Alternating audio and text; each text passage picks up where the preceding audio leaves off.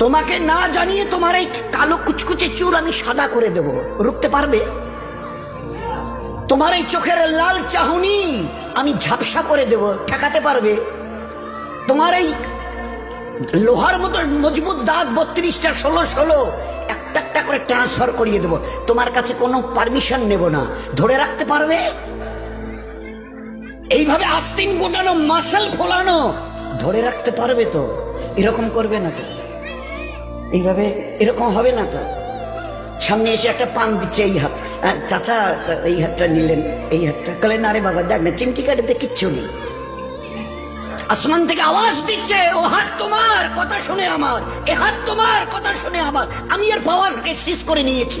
এই দুটো পা যদি হনন হনন করে হেঁটে চলো, খালি একটা পায়ের যদি সামান্য একটু প্যারালাইসিস করে দিই না, তো জীবনভর করে হাঁটতে হবে। বেডরুম থেকে নিয়ে বাথরুম একদম লাগালাগি, অ্যাটাচড, আমরা বলি না অ্যাটাচড।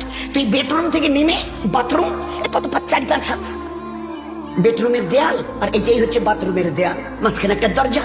এখান থেকে উঠে ওই ঘরের রুমটাতে পারবে? আছে পাওয়ার? কিসের দেমাগ তোমার? কিসের এই অহংকার তোমার?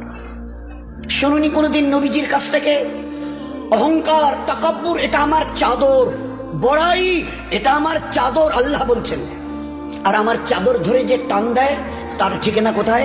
বলেন না, সবাই কম বেশি জানে।